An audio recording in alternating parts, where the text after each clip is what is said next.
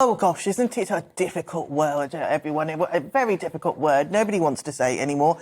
So much for the crackdown on work language. Department of Health uses Health Awareness Month to promote page on vaginal cancer. Vaginal, you know, which is a woman that has a vagina. Well, some men, trans men. Yeah, but they're not real. OK. Ooh. And that does... Ooh. And that doesn't use the word women. So let's have a look. So the gynecological cancers are...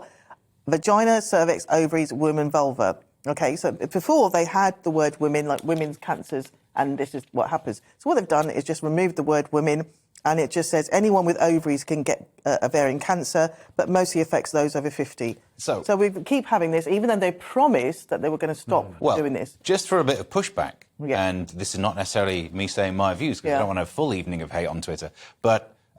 this story makes it seem like they've removed the word woman. They've moved it from the landing page to the linked page. Yeah, so basically... they've redesigned their website. Yeah, so it's very cleverly... Because they want to be inclusive, which I'm all for inclusive. Well, but if they didn't want to use the word woman, why don't they just take it off rather than have it as a linked... But they've moved it further back. It's not on the front page, and it's going to be confusing for people who maybe don't speak English as their first language, which is you know, every day there's more like of me. them. And yeah, I don't. English is not my first language. No. Really? It's not. Well, you speak it incredibly well. Yeah, I know. Really? That's all right. That's why I make little tiny mistakes. It's my second language as well.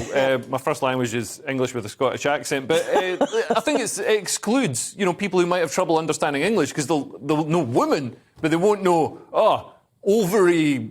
Cervix user, whatever, number one. The thing is, that's a nonsense. The story, as much as everyone hopefully could agree that putting the word on the front page would be better, this story says they've deleted the word. They've moved the word. OK, they've deleted it from the front page. That still is the same issue. It's like basically we want to be inclusive, so let's remove the word or let's move it. It's still the same. How is it inclusive to exclude effectively over 50% of the population? Yeah. We never had an issue with using the word. I don't think trans people have an issue. Trans women have an issue with the word. It's fixing a problem that doesn't exist. Like, no trans man who's got ovaries is going to be reading the Department of Health website and being like, they say ovarian cancer can only affect women.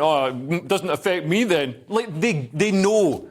They know that, they've got... As a woman, I find it irksome, I find it irksome, and I think, OK, I want to be inclusive, but you cannot take the words that we have that took us so long to kind of get comfortable with saying the word vagina, saying the word cervix, saying these things that we, there was so much shame around. There was so much shame around when we were growing up in school, and now to actually own them and then be told that actually these are not your words anymore. Sorry, the words you've just said that it took society a long while... No, not society, like someone like me. The words you've just said that it took people ages to go able to actually pronounce are the ones that are still on the website. The word... No one struggled saying the word woman before, and that's the one that the headline tells you. We know, and I know that you're trying to sort of keep the balance, and I get that, but, always try to confuse you with facts. Got to watch out for that one. Google, mate. Teaming up.